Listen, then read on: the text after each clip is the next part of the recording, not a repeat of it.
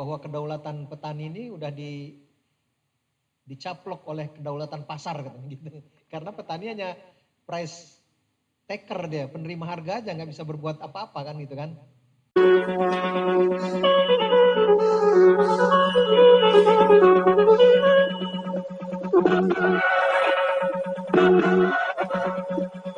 Saya melihat di sini dari ukuran indeks daya saing daerah tahun 2022 ya, disusun oleh BRIN. Nah, posisi lemah Lampung itu diantaranya ini soal kapabilitas inovasi. Ya tadi soal tadi apa yang IT dan yang lain-lain tadi. Jadi ini memang kita dan lebih rendah dari nilai nasional ya sebagai rata-rata indeks kapabilitas inovasi seluruh provinsi. Dan kita posisinya indeks daya saing kita ini ya lebih rendah dari nasional yang menjadi rata-rata ya.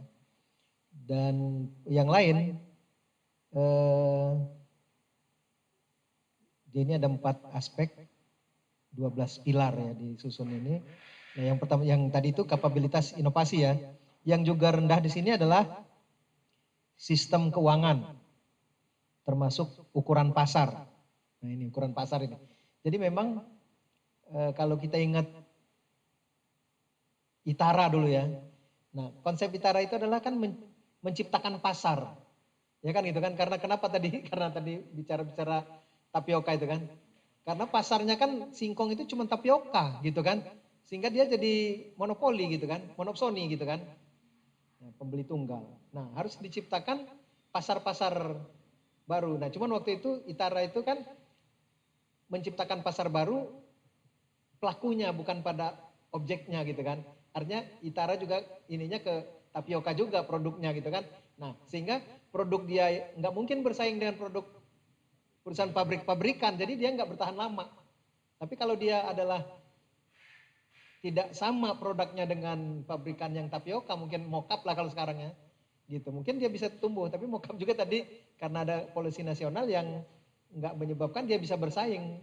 Nah memang tidak semua persoalan ini bisa kita selesaikan pada tingkat lokal ya, pada tingkat lokal. Jadi, nah tapi yang tadi soal kapabilitas inovasi, saya pikir apa yang diceritakan Pak Nay tadi untuk memotong ya, karena jalur tata niaga ya biasanya atau distribusi itu yang menyebabkan pasar ini kalau outlook pertanian oleh beberapa LSM itu bahwa kedaulatan petani ini udah dicaplok oleh kedaulatan pasar katanya gitu. Karena petani hanya price taker dia, penerima harga aja, nggak bisa berbuat apa-apa kan gitu kan. Yang juga, nah sistem keuangan. Sistem keuangan ini yang saya lihat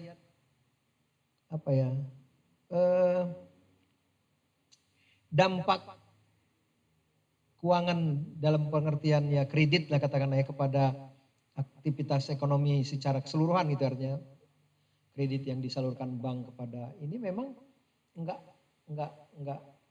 besar ya gitu ya effortnya gitu ya, dampaknya ya. Nah mungkin ini juga perlu pendalaman karena apa ya? Karena sebenarnya di Lampung ini banyak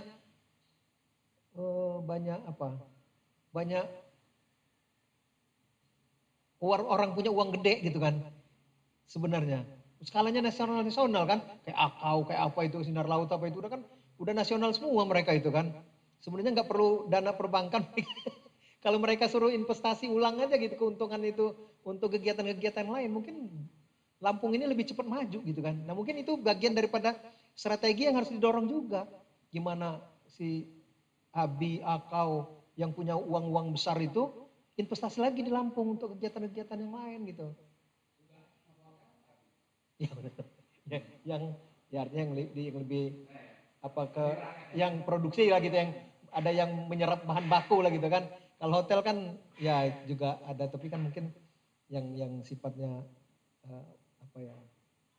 backward linkage gitu, artinya ketika dia berdiri menciptakan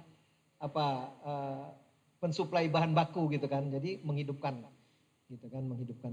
aktivitas yang lebih baik penggunaan sumber daya maupun penciptaan lapangan kerja. Mungkin mereka didorong ya kayak Lampung ini masuk RPJMN nasional itu ada 5 kawasan industri. Ya kan, mulai dari Tanggamus, Wai Pisang, apa yang sini, Tanjung Bintang, ada 5 ya terakhir yang di Teginenang itu, yang Pesawaran itu. Tapi nggak ada yang jalan ini, karena ya nggak ada investornya gitu kan. Kalau ini bisa digerakkan misalnya, ya Bang Ansori lah salah satu negaranya di bidang energi di Kecamatan Ketibung ya Bang ya. Nah, itu misalnya itu bisa didorong gitu kan ya enggak.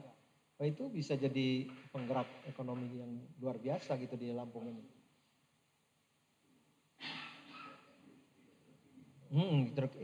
Olahan ya Bang ya.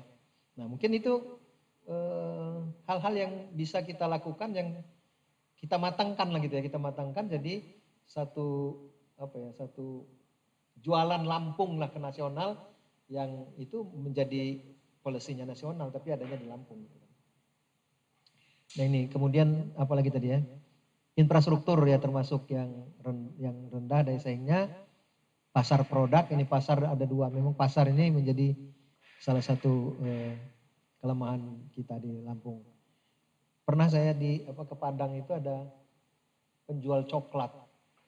Nah, ternyata orang coklat Lampung ini ke Padang dulu baru dijual kemana, kayak Singapura gitu kan. Orang Indonesia jual ke Singapura dulu baru orang-orang dari mana-mana beli dari Singapura.